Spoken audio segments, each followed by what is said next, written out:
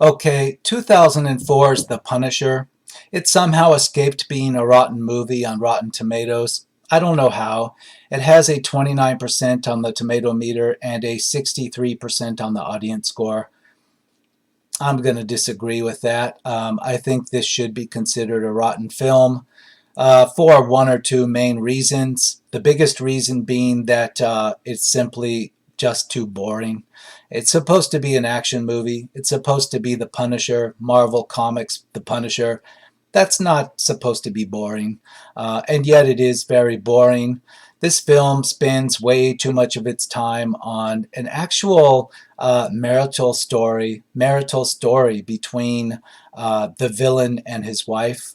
Yeah, it is called The Punisher. You would think this would be about The Punisher, and if you were to see some kind of romance story, it would involve The Punisher. Unfortunately, no, it involves the villain and his wife. The villain played by John Travolta, his wife played by an actress. I don't know what else she has starred in. Maybe she has starred in other things, but I don't recognize her from anything else. In fact, her name is Laura Herring.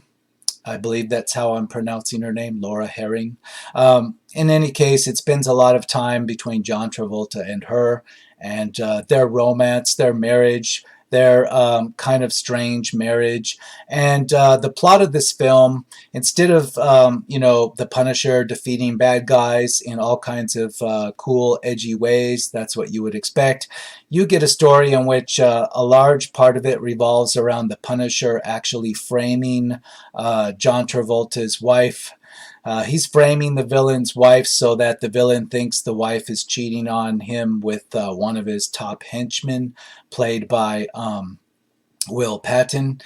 And I don't know. I don't get what the director was thinking. I don't know the script writer, what he was thinking, because last time I checked, this was called The Punisher. It wasn't called The Punisher's villain and wife love triangle story. Wow, there's just like there is action in this, but it's boring. It almost looks like really cheap 80s and 90s B movie type action, car chase type stuff. Nothing exciting in any way about it. There is actual hand to hand combat type action with weapons and with knives, etc. But none of that's very exciting at all. In fact, I've seen more exciting violence done in B movies from the 80s and 90s. And it very much feels like something from the late 80s, early 90s as far as an action movie. I don't know why, because it's 2004, but it just comes across to me as like a 90s type B-movie action film.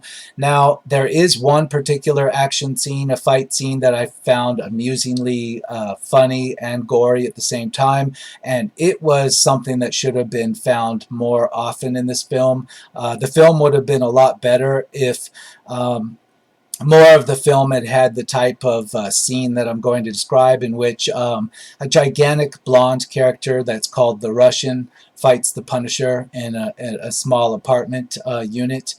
And the Russian just beats the holy hell out of the Punisher, but is, of course, defeated at the end by the Punisher, just barely.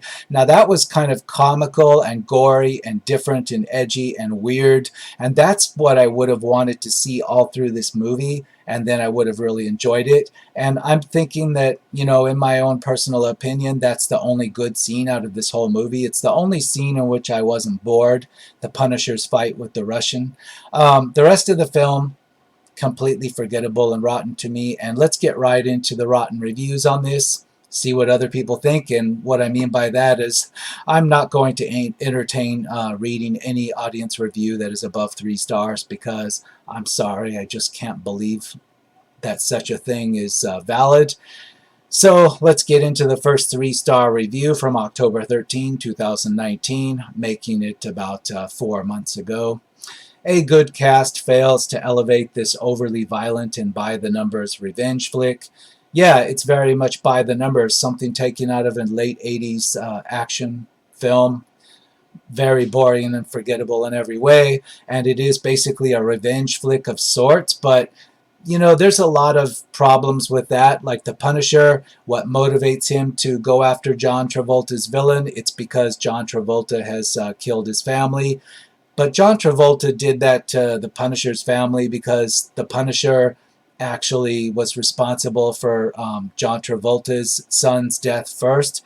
So it's a revenge flick all the way around, with both of them wanting to get revenge on each other, and just to hell with everything else. That's their whole motivation now is this. Despite the fact that John Travolta, he doesn't come across as really a villain. It spends too much time on him and his relationship with his wife. It almost makes him into a non-villain type character. And I had a really hard time accepting him as a believable villain in this. It would have been funny, but John Travolta he didn't overact it. He didn't ham it up enough like he did in, for example, in Battlefield Earth. He was over the top, and it was funny to watch. And if he had been a bit over the top in his role in this, I would have enjoyed it. It would have been funny. But in this, it's just very boring, and I didn't really believe in him that he was really evil. He just seemed like a run-of-the-mill kind of banker mobster type that wasn't even that threatening to me. It didn't work for me at all. Now, the problem is the movie spends too much time on him and his wife's relationship. And we shouldn't be there. This should be a Punisher movie about the Punisher getting revenge on mobsters and etc. But that's not what most of this movie was. And, the Punisher framing John Travolta and his wife, trying to create a love triangle thing so that John Travolta would kill his wife and his own top henchman. That's just dumb and like, okay, it's a little bit, requires some brain power to do all that. But why would the Punisher go through all that trouble? I mean, he's called the Punisher. Shouldn't he be just out to run and gun and get this guy? I just found it didn't work for me. It was very boring, and it was overly violent. When it actually had violence, it was a little bit gory and over the top with it, and it borderlined on comedy, but it didn't quite go into comedy. For example, at the end when the Punisher defeats John Travolta, there's a scene in which the Punisher has John Travolta chained to the back of a car, and John Travolta's on fire, and he's being dragged while he's on fire. And it was almost laugh out loud funny, almost, but not quite. If the movie had done more of that, it would have been more enjoyable. But it just didn't quite cross the line enough for me to laugh out loud, but it came very close. But disappointing. It's not one of those films that you can laugh out loud at. It's not so bad that it's good. Drunk or sober, you're not going to find a whole lot to enjoy in this. 2 stars, September 23rd, 2019. The Punisher is a 2004 Marvel thriller based on the iconic comic book character, The Punisher. First of all, I wouldn't call this a thriller. Maybe that's what's in the description on Rotten Tomatoes or IMDb, but there's nothing thrilling here. It's very boring. The Punisher. The film was directed by Jonathan Hensleigh and stars Thomas Jane as the Punisher and John Travolta as Howard Saint. A very entertaining and action-heavy film with a steady story and some over-the-top performances. Overall, I give it a 4 out of 10. See it if you want. Well, they're almost talking this film up and describing it really nice, and then they're giving it a 4 out of 10. So I'm not sure what's going on with that, but let's just say Thomas Jane, every movie I've seen that he's in is really bad. Deep Blue Sea, at the time I did my review on Deep Blue Sea, I thought that Thomas Jane might be an Australian actor because I had also seen him in a very bad film with John Cusack, where he's playing a driver, and I thought the guy was Australian because I just didn't know where he came from. He's just kind of vanished. I've seen him in a few things, and he's with Australian actors in really bad movies a lot of times. And now apparently he's from Baltimore, and he's an American, and he just never had success. He never had a breakout role, and he's in some kind of TV show now, and that's where most people know him from. But yeah, until I just did this review an hour ago, I didn't actually realize that he was an American, but he is. A very forgettable American. Now, the only part of him that's different in this is that he spent a lot of time working out, I guess, because his body looks like an action hero that should be in The Punisher. He worked out a hell of a lot. He looks almost like a bodybuilder in this. But otherwise, there's nothing exciting about what he does. He fights bad guys and dispatches them in ways that are very cookie cutter and boring, nothing that you haven't seen in a 1980s, late 80s action flick. Um, that's why it seems like such a waste. He did all that work to put himself in all that shape as this FBI agent that's turned into a vigilante, and it was all for nothing because it was still very boring, even though he definitely put a lot of work into his physique. So there's that. But a lot of this film, it didn't work. 2 stars, September 16, 2019. Ultimately, it's too cliche to be entertaining to an adult audience. Rather than insulting adults who like to this, I'm merely saying that it's got no depth, such that the action stories suffice as long as you don't ask questions or look too closely at what's happening. I can honestly respect people who simply want action from their visual entertainment. I'm just not one of them. I like characters and plot lines with complexity slash subtlety.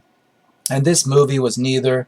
I watched it to the end, though, so I was entertained. I'll disagree there. I wanted to fast forward through this, particularly when we got to the side characters in the apartment building. Uh, they didn't work for me. They were really stupid. I guess they were supposed to be funny. You had these video game playing nerds that were living next door to the Punisher, and they were supposed to be some kind of likable comic relief kind of weirdo characters. Two guys and a girl in this neighboring apartments, two guys in one apartment and one girl in another apartment, and they kind of became friends with the Punisher because they're his neighbors in the apartment building, and it was very boring, very, very boring. They tried to do a little side romance between the neighbor character, the woman, and the Punisher, but the Punisher rejected her. And it was just boring to watch all of this, and there was nothing funny about it, despite they had some like actual hardcore attempts to put humor into it with these neighbor characters. Very dumb and didn't fit with anything else, and just kind of derailed a lot of what the movie did have that was interesting for me. I wanted to fast forward through all of it, so I'll say it's boring.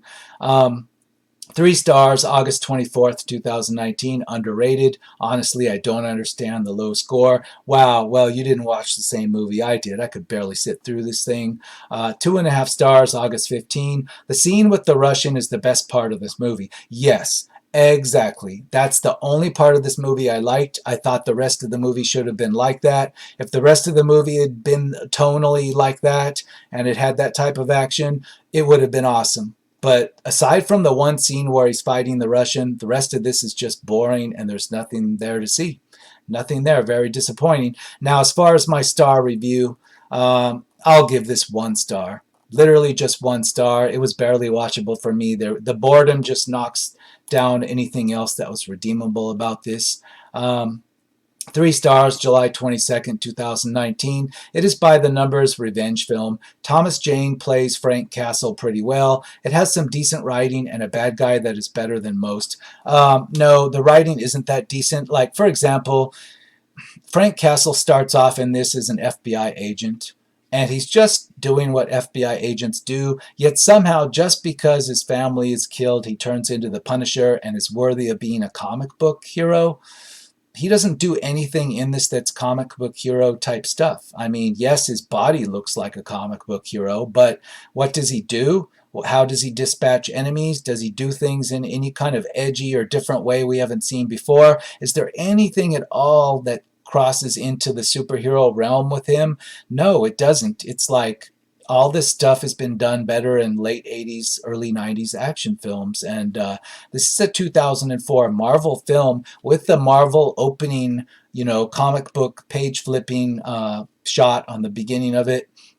It's not worthy of all that. This is not a superhero. Doesn't feel like a comic book. It's just an FBI agent that decides to be a vigilante, and it's not even realistic. Like, for example, he kills a bunch of mobsters by putting all this technology he has from out of nowhere. He's got all these remote detonator type devices which can be activated and triggered in different ways, and he's an expert at planting them on the bottoms of cars and putting them in different positions to booby trap and kill people. But how and where does he get this stuff from, and who taught him how to use it? This isn't FBI equipment. He has no access to stuff from the FBI. He also has like M4. He has an M4, M16, whatever you want to say it is. In the movie, it's hard to tell because this is a Hollywood action movie. It could be any variant of an M16, an AR-15. In any case, he has all these types of weapons, full auto, plus all these explosive detonators and whatnot. He has claymores too. Where does he get all this stuff from? The movie never once attempts to explain where he gets any of it from. Where does he get the training to use it in this way? That's not what they train FBI agents to do. So how does he transform into this Punisher? It is shown in the film that his family is killed on the island of Puerto Rico because I guess that's where his father-in-law is from. He's a resident of Puerto Rico, fine. But the family is killed there in Puerto Rico while they're there on like a vacation or whatnot.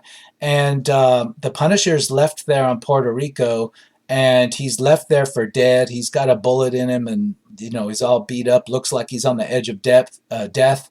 And then this African character comes along. I don't know if he's Jamaican or what he is. And he kind of looks like a bodybuilder too, and he shows up like on a little fishing boat or a rowboat, and he saves the Punisher from, when his position where he's laying on the shore of Puerto Rico on like a remote island beach of Puerto Rico somewhere. And this guy shows up, this bodybuilder black guy shows up in a boat and kind of just like takes him away somewhere, and then it kind of cuts to later, and the bodybuilder guy is just bidding farewell to him, and now he's all Thomas Jane is there standing there on the beach without his shirt, and he's suddenly the Punisher now. I don't get all this. Like, was there another 45 minutes in this film that was cut out or something? Because who was that guy, the bodybuilder guy, on the beach in the boat? And what does he have to do with anything? And how does Thomas Jane go from FBI agent to Punisher? And he's an expert in all these I don't know, assassination ways and whatnot. It doesn't make any sense. I guess if you're 8 years old, it works. But for me, I was just like writing down in my list here all the plot problems with that. Yeah, I don't get it. Like, who is the weird muscled sidekick fisherman type guy? I don't know. Where does the Punisher acquire the skills? Like, it's shown in the film that he's kind of a motorhead type now. All of a sudden, he was an FBI agent. Now, all of a sudden, he's also kind of a guy that's fixing up a muscle car, too. And he's got this muscle car with armor plating that he can roll down over the windows and whatnot. So apparently, he's very skilled with automotive engine technology and armoring vehicles and blow torches and everything else you would have to be skilled with to create armored muscle cars on your own. Where does he get that skill set from? I don't know, because the film never explains. I guess the film is trying to say that all FBI agents have this skill set. Really? Okay. I've known one FBI agent, and he didn't have all these skills. But anyway, let's move on with some more reviews. 2 stars, July 20, 2019, painfully dull by the numbers revenge film. 3 stars, July 8, an okay movie to pass the time, but you are better off watching the Netflix version of the character. Yeah, I heard the Netflix show The Punisher is actually pretty damn good. I've heard people say a lot of, harsh criticism of the different Netflix Marvel shows. But everybody's told me The Punisher's good. Now, I haven't had a chance to see it yet, but one of these days I will because, yeah, everybody tells me it's good. Nobody's told me this one's good. Not so far. That's why I was surprised to see that this was not quite rotten on Rotten Tomatoes. That's why I'm here now, because I opened it up and I'm like, wow, I can't let this just stand, right? I have to make some kind of statement on this. 2.5 stars, June 13, 2019. Good action sequences, but with a disastrous ending. Yeah, the ending was really weird too. Like, the Punisher goes through all this trouble to kill these mobsters. John Travolta is the leader of all these mobsters, these criminals. He goes through all this trouble of planting all these explosives on all these vehicles that have been parked outside this mobster's private club, just for the purpose of blowing them up so that it makes a Punisher skull pattern, so that it can look cool to the authorities, I guess, when they come along and find all the burned out cars. I mean, it doesn't make a whole lot of sense. I guess if you're 8 years old, it does. Why not just blow up and kill all the mobsters instead of going through all this trouble to make a special pattern out of their cars? Really stupid, and it didn't even have any effect killing the mobsters. Like, he dispatches all the mobsters because they're just standing around in like some kind of weird clubhouse they have, and there's no reason for them to all be standing around in there playing pool and sipping cocktails. They just are, because that's what they do. I guess that's what like bad guys do in Marvel films like this. They just like, they go and hang out with the henchman, the leader.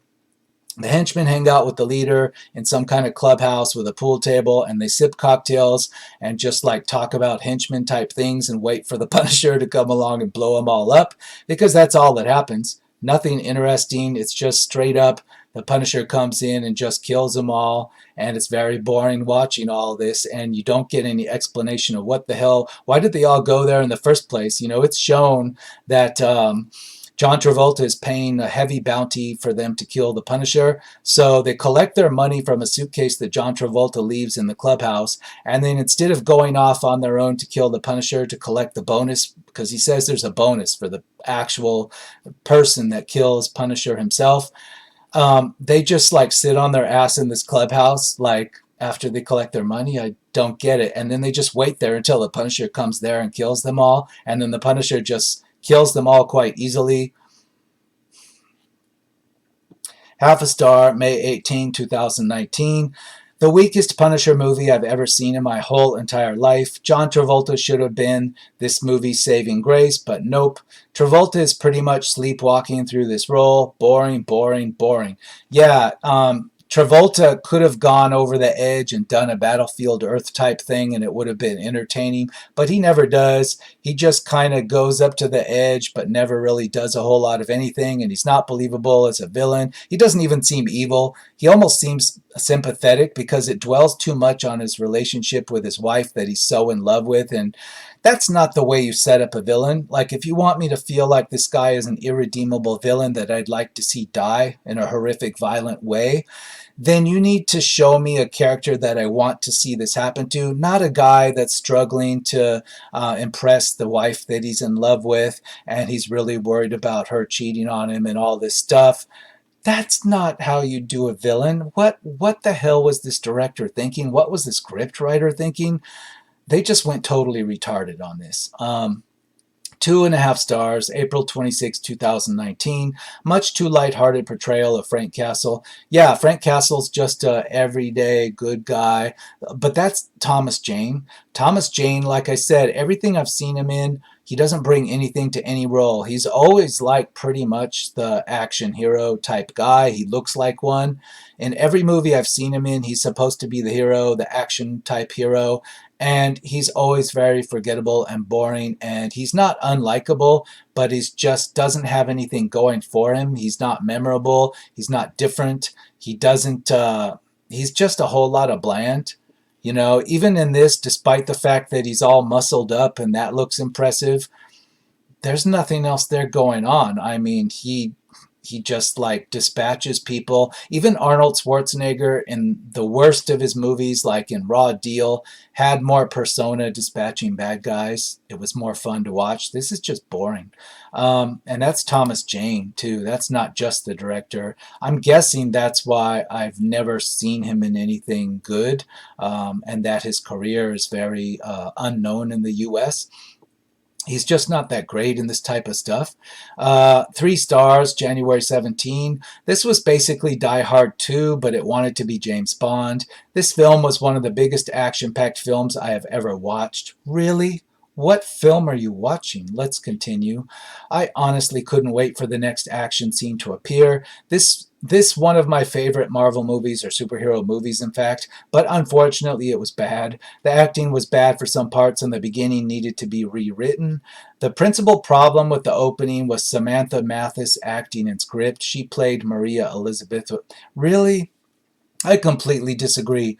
The major problem with this film is that it's just boring. The action is completely unoriginal and boring. I don't know what this reviewer is saying. This reviewer is saying that the problem is one of the female actresses. No, it wasn't. In fact, I say I don't like those characters in the apartment building, and I thought they were boring to me. But if this movie had had everything else right, that wouldn't have been such a big deal to me. That was not the fatal flaw of this. 3 stars, January 7. Don't normally watch these sort of violent movies, but I just happened to turn it on one night and wasn't purposely meant to watch it, but I did. And yet you found the time to write a 3-star review. I just don't believe you. I don't know why I'm reading 3-star reviews, but I am. I am starting to have second thoughts on this movie. The Punisher 2004 isn't as underrated as many of the audience make it out to be. It has a ton of problems. John Travolta is miscast as the antagonist. Bruno Costa should have been the main villain of the film instead of Howard Saint, who never ever even appeared in any of the Punisher comic books. He was just an original villain made up for this movie. The cinematography isn't so good. The pacing is horrible. There is barely action. Now, I agree with this review. Yeah, maybe, this almost sounds like a situation in which John Travolta was allowed to create this villain on his own. Now, if that's what happened, I understand what happened here. I understand what went wrong. Now, I don't know that that's what happened, but, the way John Travolta appeared to me in this, it felt very much like the director gave him permission to just wing it. I mean, to stick to the script, but to just create his own villain, pull it out of his ass, so to speak, and that's what it felt like. 3 stars, August 29th, 2018. Pros, good plot, good cast and characters, nice design and effects, decent actions. Cons, John Travolta character isn't threatening and the action sequences still felt standing. Yeah, John Travolta miscast or was allowed to do what he wanted to do, and it was a complete fail. 1.5 stars, December 27, 2017. We're back 2 years plus now. This movie isn't better than the 1989 Punisher flick. Boring and forgettable. I've seen hundreds of better movies. John Travolta was the only good villain, and the rest of the villains were trash. Johnny Cash wannabe. Kevin Nash is a fake Russian. I found the score to be sad and depressing. The action was decent. Thomas Jane's delivery on his lines aren't convincing enough. There's a part where he says, "I'm already dead," and I didn't buy it. It felt more like an actor playing a dark character. Yeah, I haven't seen Thomas Jane do anything convincing in any movie he's been in. I'm sorry. So I agree with you on that. Now, this reviewer actually brings up the Johnny Cash type villain. I don't know if that's out of the Punisher comics. It seems like it is. It feels like something that would be taken out of a comic book. This character shows up. He looks like somebody doing an impersonation of Johnny Cash, and he's carrying a guitar case that has a guitar in it, and he sits down in this cafe and actually sings this kind of Punisher, ode to the Punisher type song, kind of like that he wrote for the Punisher, I guess, and he's like performing this in the cafe, and it's actually pretty good, believe it or not. That's the funny part. It was better than the rest of the soundtrack. And then later, quickly after that, it's revealed that he's one of the assassins sent to kill the Punisher, and he is dispatched with very forgettably by the Punisher, having a car chase with him on a bridge, a drawbridge that happens to open during the sequence, and he ends up getting killed by the Punisher, and there's nothing really exciting about that.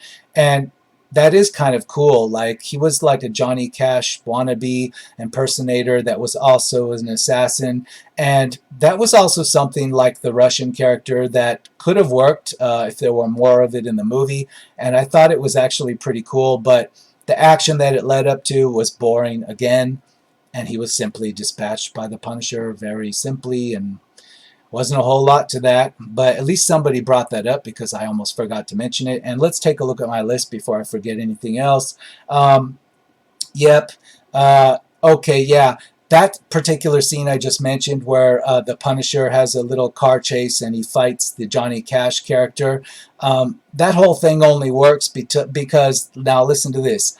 A girl, I guess a teenage girl or very early 20s, runs out into the road chasing a soccer ball, and it causes the Punisher to swerve off the road with his muscle car and crash, and that's the only reason why there's a little bit of suspense or action there where the Johnny Cash character almost killed him. It all happens to be because that girl ran out into the road trying to retrieve her soccer ball. What?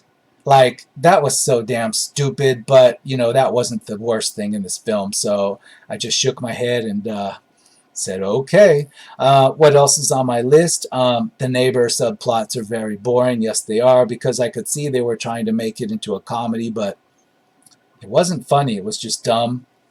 Yeah, why are the bad guys just hanging around in the clubhouse, like sipping champagne, waiting for the Punisher to come and attack them? Another one that's a plot problem.